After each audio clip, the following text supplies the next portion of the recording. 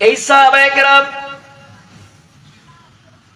আব্দুল্লাহ ইবনে উবাইয়ের লোকদের সাথে যে সময় তর্ক বিতর্কের মধ্যে বিলুপ্ত হয়ে গেলেন, তর্কের মধ্যে জড়িয়ে গেলেন, এক পর্যায়ে রাগের মাথায় একদল আরেক দলকে জুতা দিয়া ঢিল মারে, হাতা খুন্তি দিয়া, যার হাতে যে জিনিসটা ছিল ওই জিনিসটা দিয়া ঢিল মারে।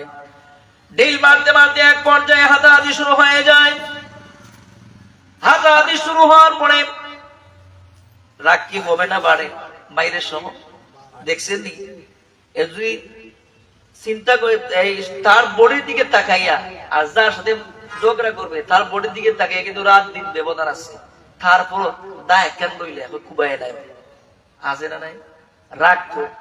রাগে মানুষকে ধ্বংস করে। এই রাগের মাথায় যখন সাহাবায়ে কেরামদের মধ্যে আব্দুল্লাহ ইবনে উবাইয়ের মধ্যে ঝগড়া বেঁধে গেল, ঝগড়া যে সময় বাইদা গেছে, ওই সময় আমার আল্লাহ রাব্বুল আলামিন এই আয়াতটা নাযিল করেন, ইন্নামাল মুমিনুনা ইখওয়া। সুবহানাল্লাহ। এই বন্ধু, আপনি জানেন নিশ্চয়ই মুমিনরা পরস্পর ভাই ভাই, তারা ঝগড়া করতে পারে না। সুবহানাল্লাহ বলেন না? মুমিনরা ভাই ভাই, মুমিনরা কি ভাই ভাই, তাদের সম্পর্ক একজন ভাই, এক বাপের দুইটা ছেলে, যেরকম মায়া মুসলমান একজন আরেকজনের জন্য তদ্রুপ মায়া লাগবে, ঠিক না? বলেন, ঠিক বলেন? একজনের প্রতি আরেকজনের মায়া তদ্রুপ ভাবে রাখবে, তবেই আপনি আমার ভাই, আমি আপনার ভাই। সুবহানাল্লাহ বলতেন না? এই রাসূল আপনি জানাতেন, ইন্নামাল মুমিনুনা ইখওয়া, মুমিনরা পরস্পর ভাই ভাই, ফাসলিহু বাইনা আখাওয়াইকুম, তারা তাদের মধ্যে ঝগড়া বাঁধাইতে পারে না, ঝগড়া বাঁধাইতে পারে না, ঝগড়ায় লিপ্ত হতে পারে না, বরং তাদের আখলাক হবে ঝগড়া মীমাংসা করা। সুবহানাল্লাহ বলেন? ঝগড়াকে মীমাংসা করা, যত সমস্ত ঝামেলা আছে ঝামেলাকে মুক্ত করা, এক ভাই আরেক ভাইয়ের বিপদের মধ্যে দাঁড়াইয়ে যাওয়া, এক ভাই আরেক ভাইয়ের বিপদে যাইয়া তাকে পাশে দাঁড়াইয়া সাহায্য করা, এটা হচ্ছে মুমিনদের আলামত। সুবহানাল্লাহ বলেন? তারপরে বলেন, ওয়াত্তাকুল্লাহা লাআল্লাকুম তুরহামুন। আল্লাহ রাব্বুল বলেন, এবং তারাই ভয় করে, তারা আল্লাহকে ভয় করে মীমাংসার পথে চলে যায়, ঝগড়ার দিকে যায় না, ঝগড়ার দিকে ফিরে আসে, মীমাংসার দিকে ফিরে আসে, একমাত্র আল্লাহকে ভয় করে। আল্লাহ বলেন, যারা আমাকে ভয় করলো, লাআল্লাকুম তুরহামুন, আল্লাহ রাব্বুল বলেন তোমরা আশা রাখো আমি আল্লাহর পক্ষ থেকে তোমরা অবশ্যই অবশ্যই অনুগ্রহ উপহার পাইবা। সুবহানাল্লাহ বলেন?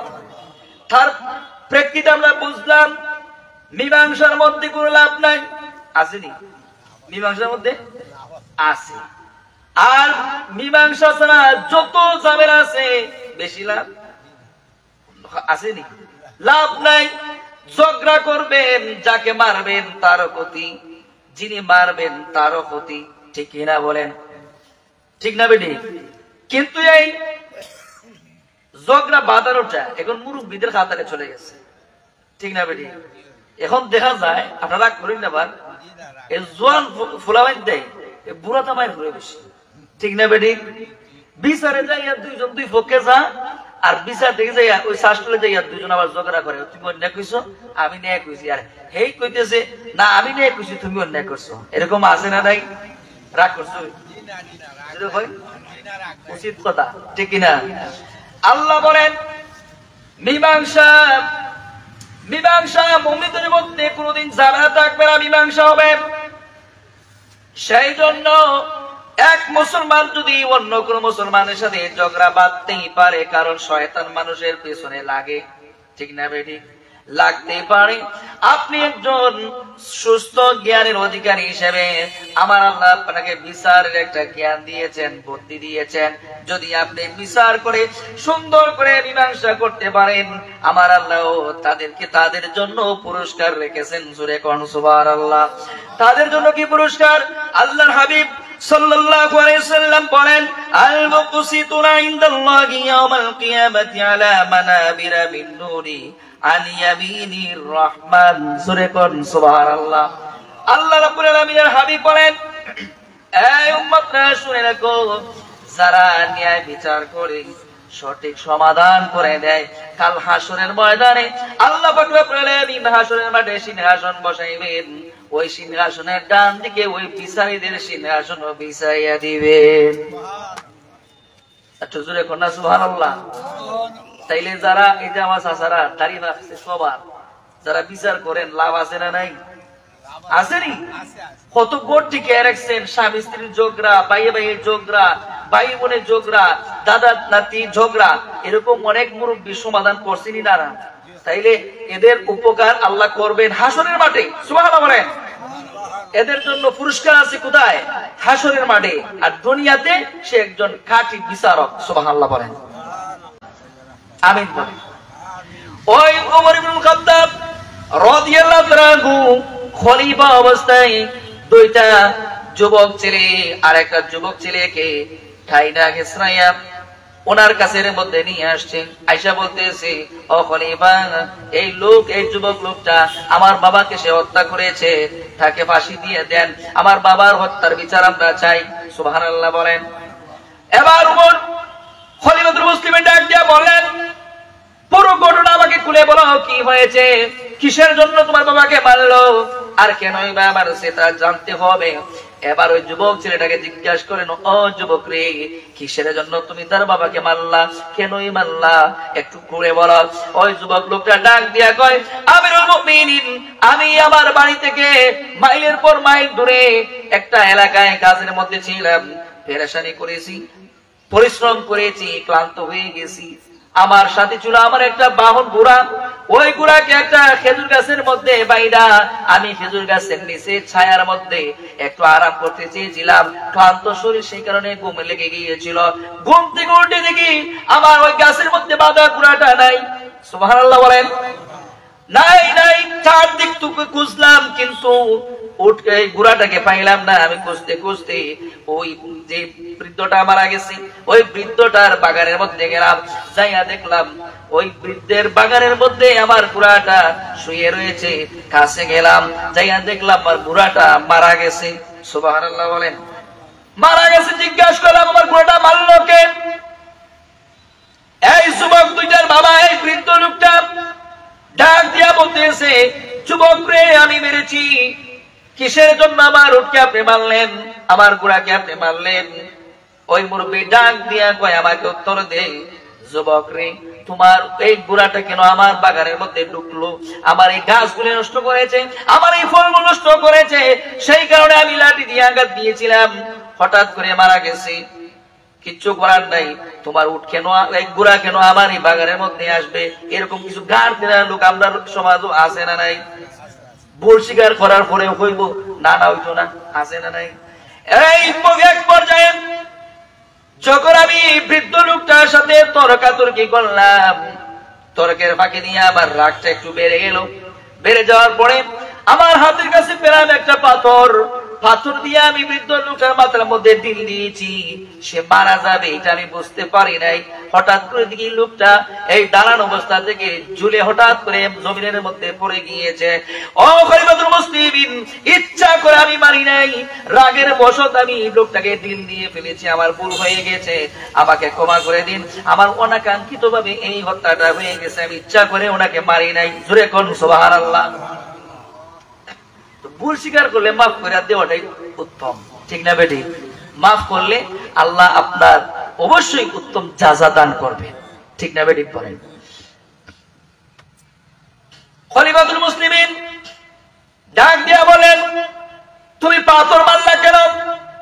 তুমি তো তোমার উটের ঘোড়ার বদৌলতে আর একটা ঘোড়া চাইতে পারতা, অথবা আমার কাছে বিচার দিতে পারতা, তাইলে তুমি কেন পাথর দিয়ে আঘাত করলা? যুবক রে, ইচ্ছায় করো অনিচ্ছায় করো, হত্যা করে ফেলেছ, কোনো ক্ষমা নাই, মাফ নাই। হত্যার বদৌলতে তোমাকেও হত্যা করতে হবে, তোমাকেও ফাঁসি দিতে হবে। এবার ওই যুবক লোকটা একটু অবাক হয়ে গেল। সে একেবারে বেকাবু হয়ে গেল। কি বলবে, কি দিয়ে সান্ত্বনা দিবে? তার এই বুদ্ধিটা মাথার মধ্যে কাজ করতেছে না, কারণ নিজের তো সে ভুল করছে। এই কথা বুঝার পরে ডাক দিয়ে কয়ে খলিফাতুল মুসলিমিন, ঠিক আছে, আপনি আমাকে যে রায় দিবেন আপনার রায়ের প্রতি আমি সন্তুষ্ট হয়ে গেলাম, তবে আমার একটা শর্ত আছে।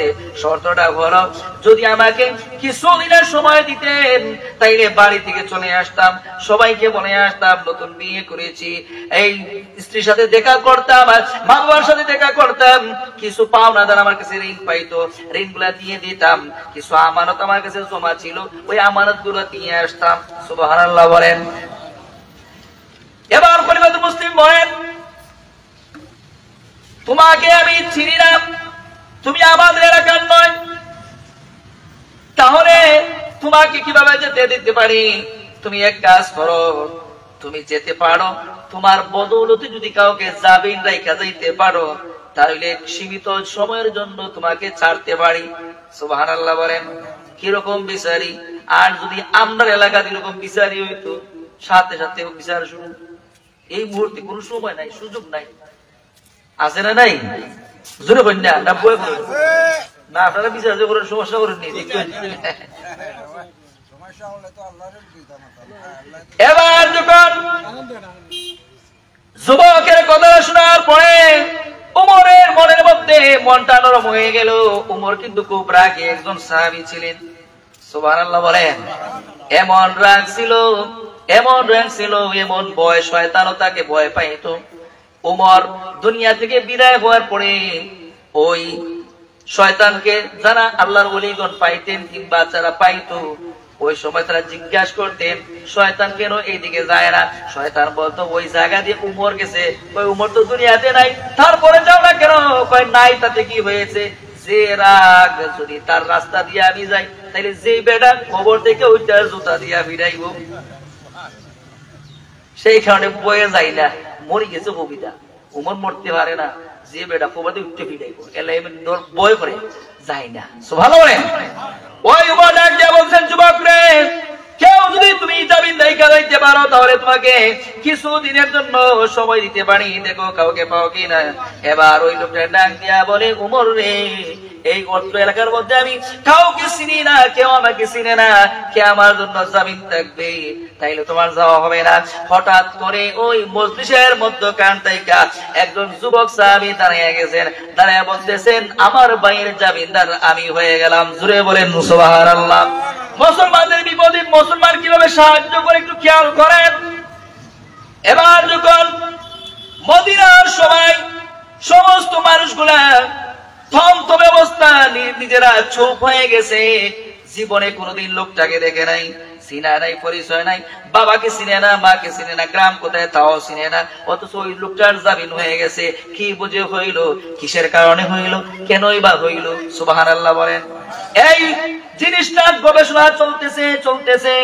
এবার যখন ওমর ইবনে খাত্তাব রাদিয়াল্লাহু আনহু বলেন, এই সাহাবী শোনো, তুমি তার বদৌলতে জামিনদার হয়েছ, যদি আগামী শুক্রবার পর্যন্ত তাকে সময় দিলাম, সে জুমার নামাজ আইসা মদিনার মসজিদে নববীর মধ্যে পড়বে, যদি যথা সময়ে সে না আসে, ও সাহাবী রে, ওই তার বদৌলতে তোমাকে কিন্তু ফাঁসি দেওয়া হবে। যদি তুমি রাজি থাকো তাহলে তাকে আমি বাড়িতে যেতে দিতে পারি, আর না হোস তাকে যেতে দেওয়া যাবে না। এবার ওই যুবক সাহাবী ডাক দিয়া বলেন, ও খলিফাতুল মুসলিমিন, ঠিক আছে, আমার ভাইকে আপনি মুক্ত করে দেন, শুক্রবার আসার আগ পর্যন্ত কিংবা সে আসার আগ পর্যন্ত আমি ওই বান্দার জন্য জামিন হয়ে গেলাম। জোরে বলেন সুবহানাল্লাহ। জামিন হয়ে গেলাম। এবার মদিনার সবাই ওই সাহাবীকে নিয়ে খানা ঘষা শুরু করতে লাগলো। কিরে, চিনে না, জানে না, অথচ জামিন হয়ে গেলে গা। আমরাই বলি জীবনে কোনোদিন যে মনে করেন এখানে স্ত্রীর মধ্যে কোনো মানুষের বিপদে পড়ছে, আর যদি বলে যে এই লোকটার জন্য একজন জামিন লাগবো, জামিনদার লাগবো, এই তার জন্য আপনি থাকেন, যদি সে না আসে তার বদৌলতে আপনাকে 50,000 টাকা দিতে হবে, জীবনে থাকবো? জোরে বলেন না, থাকতাম না। কিন্তু দেখছেন তাদের ঈমান, তাদের বিশ্বাস, ইয়াকিন কিরকম দৃঢ়, সিরা নাই, বিদায় দিয়েছে। এবার যখন উমর ওই যুবক ছেলেকে ছেড়ে দিলেন, আর ওই দুই ভাই, যে লোকটা মারা গেছে তার দুইটা ছেলে আবার শুক্রবারে আসবে তার ফাঁসি দেখার জন্য। সবাই চলে গেলেন। মদিনার সবাই কানাঘুষা শুরু করছে, এরকম সাহাবী কেন করলো? যিনি জামিন থাকছেন উনিও সাহাবী, যিনি বিচারক তিনিও সাহাবী, কিন্তু যার জন্য জামিন হয়েছে তাকে কেউ চিনে না। মুসলমান কিন্তু কেউ চিনে না। এবার যখন চারদিকে এই কথাটাই শুধু চলতেছে, কিসের কারণে সে জামিন হইল, কিসের কারণে সে জামিন হইল, সুবহানাল্লাহ। এবার যখন চারদিকে একটা কথাই শোনা যায়, এই সাহাবী কেন ওই লোকটার জন্য জামিন হলো। এবার যখন দিন যাইতে যাইতে, দিন যায় রাত যায়, যাইতে যাইতে 2 দিন পার হয়ে গেল। 3 দিনের দিন শুক্রবার, সুবহানাল্লাহ। এবার যখন শুক্রবার সকালবেলা ফজর নামাজের পরে হযরত ওমর ওই সাহাবীর বাড়ির মধ্যে একটা নোটিশ পাঠিয়ে দিলেন, ও সাহাবী রে শোনো, আজকে শুক্রবার বাদ জুমুয়া নামাজের পরে ওই লোকটার ফাঁসি হওয়ার কথা, মৃত্যুদণ্ড দেওয়ার কথা। আমার আইনের গতিতে চলবে, যদি সে যথা সময় না আসে, ও সাহাবী রে তোমাকে ফাঁসি দেওয়া হবে। ওই এমন একজন সাহাবী যিনি এই চিঠিটা পাইয়া নিজে মুস্কি মুস্কি হাসে, কিন্তু তার এই চিঠি দেখা প্রত্যেকটা মানুষের চোখের মধ্যে পানি আসে। ওই সাহাবী হচ্ছেন আবু যর গিফারি। সুবহানাল্লাহ। নাম কি? আবু যর গিফারি রাদিয়াল্লাহু তাআলা আনহু। এইদিকে চিঠি পাইয়া তিনি হাসতেছে, মুস্কি হাসে। আর তার স্ত্রীর খবর পাইয়া এলাকাবাসীর মনটা বারাক্রান্ত হয়ে গেছে। নির্দোষ একটা সাহাবী আবু যর গিফারি, যার কোনো দোষ নাই, যার কোনো ত্রুটি নাই, যার কোনো ভুল নাই, অন্যের ভুলের কারণে সে জামিন হওয়ার কারণে, মুসলমান হইয়া আরেক মুসলমানকে সাহায্য করার কারণে নিজেই বিপদে পড়ে গেছে। এরকম ভাবে চারদিকে শুধু শোনা যায়। সুবহানাল্লাহ। এইবার যখন চারদিকে শোনা যায়, সবার মুখটা খান্না বাঁকা মুখ হয়ে গেছে। আবু যর গিফারির কি হবে, নাকি ফাঁসি হয়ে যাবে? এবার যখন জুমার নামাজের পর যে সময় হযরত খলিফাতুল মুসলিমিন হযরত ওমর ইবনে খাত্তাব জল্লাদকে ডাকলেন। জল্লাদ ফাঁসি দেওয়ার জন্য আসলো। অন্য দিনে জল্লাদ তাড়াতাড়ি আসে, কারণ কত মানুষকে সে ফাঁসি দিয়েছে, তার কোনো ভয় নাই, তার কোনো ডর নাই। কিন্তু আজকে সে আসার জন্য একটু দ্বিধাদ্বন্দ্ব করতেছে। 1 পা আগায়, 2 পা পিছায়, 1 পা আগায়, 2 পা পিছিয়ে যায়। কয় কেন তুমি কেন পিছাও, তুমি কেন সামনের দিকে অগ্রসর হও না? কয় রে দুনিয়া মানুষ শোনো, আমি আমার জীবনে কত মানুষকে ফাঁসি দিয়েছি, হত্যা করেছি, দণ্ডনীয় অপরাধীদেরকে আমি ফাঁসি দিয়েছি, কিন্তু আজকে এমন একটা বিরল দৃশ্য আমি এরকম ফিল করবো আমি ভাবতে পারি নাই। নবীর একজন সাহাবী যার কোনো দোষ নাই, ত্রুটি নাই, তাকে আমার হাত দিয়ে ফাঁসি দিব আমার জানে মানে না। একটু জোরে জোরে বলেন সুবহানাল্লাহ। এবার এই ঘটনাটা মদিনাবাসীগুলো দেখতেছে, চোখের মধ্যে পানি টপটপ করতেছে। জুমার নামাজের পরে ফাঁসি দেওয়ার সময় হয়ে গেছে। জল্লাদ আস্তে আস্তে করে আগায়, আবার পিছায়। মনে আসেনি? হ্যাঁ, আগে দিয়া যায় একবার, পেছন দিক দিয়ে আসে 2 বার। এবার যখন খলিফাতুল মুসলিম হযরত ওমর, তিনি তো একটা বাদশা, ওই সময়ের খলিফা, তিনিও মনে মনে একটু দুঃখ পাইলেন। হায় রে, সাহাবী হইয়া কেমনে বিনা দোষে সে মারা যাবে, একটা মনের মধ্যে আক্ষেপ লাগলো। হঠাৎ করে একটা যুবক ছেলে বলতেছে, ও খলিফাতুল মুসলিমিন একটু দাঁড়ান, ফাঁসির কাজটা একটু থামান। কয় কি হয়েছে? কয় মরুভূমির দিকে তাকায় দেখেন, দেখা যায় কে যেন মরুভূমির মধ্যে বালুর ধুলা উড়াইয়া উড়াইয়া কি নিয়ে যেন আসতেছে, একটু দাঁড়ান, দেখা যাক, হয়তো ওই যুবক ছেলেটা হতে পারে, একটু অপেক্ষা করে দেখা যাক ওই যুবক ছেলেটাই আইসা গেছে। হঠাৎ করে যুবকটা সময় এসে গেছে। সবাই তো অবাক হয়ে যুবকের দিকে তাকায় রয়েছে। হায় হায়, ঘটনা কি? নিজের জান দেওয়ার জন্য এত দূর ঘোরা দৌড়াই আসছে। আয়েশাই বলতেছে, খলিফাতুল মুসলিমিন বেয়াদবি নিয়েন না, ক্ষমা করে দিয়েন, আমি সঠিক সময় আসতাম, কারণ রাস্তার মধ্যে একটা অ্যাক্সিডেন্ট হয়ে গেছে। কি হয়েছে? ঘোড়ার পাটা বালুর মধ্যে বেশি দাবার কারণে ব্যথা পেয়েছে, হাঁটতে পারে নাই, সেই কারণে ঘোড়ার পাটাকে মালিশ করতে করতে একটু দেরি হয়ে গেছে, আর না হয় আমি সঠিক সময়ে চলে আসতাম। সুবহানাল্লাহ। এবার যখন এই লোকটার কথা শুনিনা হযরত ওমর ডাক দিয়া বললেন, যুবক রে, তোমার বাড়ি হাজার হাজার মাইল দূরে, 100 মাইল দূরে তোমার বাড়ি, তোমার বদৌলতে একজন জামিন হয়েছে, জামিনদার রেখে গিয়েছো, তুমি না আসলেও তো পারতা। তাহলে মরার জন্য জানো নিশ্চিত তোমার মৃত্যু হবে, তোমাকে ফাঁসি দেওয়া হবে, জানার পরে তুমি কেন আবার চলে আসলা? এবার ওই যুবক ছেলেটা ডাক নিয়ে কয়, খলিফাতুল মুসলিমিন শোনেন, পৃথিবীর জমিনের মধ্যে কোন মানুষ যেন এই কথা কোনদিন বলতে না পারে এক মুসলমান বিপদে পড়েছিল আর এক মুসলমান সাহায্য কইরা নিজে বিপদে পড়েছিল, এই কথা যেন বলতে না পারে। সেই কারণে আমি আমার সমস্ত কিছু ত্যাগ করে জীবন দেওয়ার জন্য মদিনায় এসেছি। বলেন সুবহানাল্লাহ। কি কথা, কথা রাখবো। মুসলমান আমাকে সাহায্য করেছে, এই মুসলমানের সাহায্যকে আমি বলতে পারি না, সেই কারণে আবার জান দেওয়ার জন্য চলে আসছি। আমার ভাইয়ের মুখ আমি উজ্জ্বল করেই ছাড়বো। সুবহানাল্লাহ। এবার ওমর রাদিয়াল্লাহু আনহু আবু যর গিফারী রাদিয়াল্লাহু আনহু জিজ্ঞাসা করেন, আবু যর রে, তুমি তাকে চিন্তা না জানতা না, তাকে চিনো নাই, তারপর তুমি তার জামিন হইলা কেন? এবার হযরতে আবু যর রাদিয়াল্লাহু আনহু ডাক দিয়া বলেন, ও খলিফাতুল মুসলিমিন, আমি এই জন্য আমার এই ভাইকে সাহায্য করেছি, তার জন্য জামিন হয়েছি। এই পৃথিবীর মধ্যে যেন কোন মানুষ কোনদিন এই কথা বলতে না পারে একজন মুসলমান বিপদে পড়েছিল, অন্য কোন মুসলমান সাহায্য করতে আসে নাই। সুবহানাল্লাহ। এই কথা যেন বলতে না পারে, সেই জন্য আমার মুসলমান ভাইকে হেল্প করার জন্য, সাহায্য করার জন্য আমি আবু যর না চিনা সত্ত্বেও তার জামিনদার হয়েছি। এই বিরল দৃশ্য দেখা ওই যে বৃদ্ধ লোকটা মারা গিয়েছিল, ওই বৃদ্ধের লোক ছেলে দুইটা ডাক দিয়া বলে, ও খলিফাতুল মুসলিমিন শোনেন, আপনাকে কিছু বলতে চাই। খলিফাতুল মুসলিম বলে, কি বলতে চাও? কয়, আমার বাবাকে সে হত্যা করেছে, অনাকাঙ্ক্ষিত ভাবে করেছে, আমরা রাগের মাথায় তার বিচার চেয়েছিলাম। এই মুহূর্ত থেকে আপনাকে জানাইতে চাই, ওই লোকটার প্রতি আমার মায়া হয়েছে, আমি আমার এই মুসলমান ভাইকে মাফ করে দিয়েছি।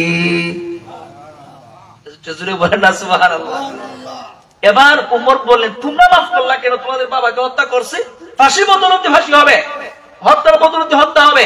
কয় না, সে তো ভুল স্বীকার করছিল। যদি পৃথিবীর মধ্যে আমরা থাকবো না, পরে যদি কোনো মানুষ বলে মুসলমান ভুল করেছিল, আরেক মুসলমানকে বলেছিল যে আমি ভুল করেছি, ক্ষমা করে দেন, এই কথা শোনার পর এক মুসলমান ভুল করে নাই, তাহলে মুসলমানদের কলঙ্ক হবে। আমি মুসলমানদের কলঙ্ক রাখতে চাই না, সেই কারণে আমার ভাইকে আমি আমার আল্লাহর ওয়াস্তে মাফ করে দিয়েছি। জোরে বল সুবহানাল্লাহ। এটাই হচ্ছে মুসলমানদের আসল চরিত্র। কথা বলেন ঠিক না বেটি? এরকম চরিত্রওয়ালা মুসলমান আমরা হতে চাই কি চাই না? সেই কারণে আল্লাহ বলেছেন, ইন্নামাল মুমিনুনা ইখওয়া। সুবহানাল্লাহ বলেন। মুমিনরা কি পরস্পর ভাই ভাই, বিপদে সাহায্য করবে, অভাবে সাহায্য করবে, আপনাকে কোন বিপদের রাস্তা থেকে মুক্ত করে ফিরিয়ে নিয়ে আসবে, আপনার ঝামেলায় সে আপনাকে মীমাংসার পথে নিয়ে যাবে। এটাই হচ্ছে ইন্নামাল মুমিনুনা ইখওয়া সঠিক এবং সর্বোচ্চ ব্যাখ্যা। সুবহানাল্লাহ। তারপর আল্লাহ বলেন, ফাসলু বাইনা আখাওয়াইকুম, মীমাংসার দিকে যাও, ভেজালের দিকে যাইও না, ঝামেলার দিকে যাইও না।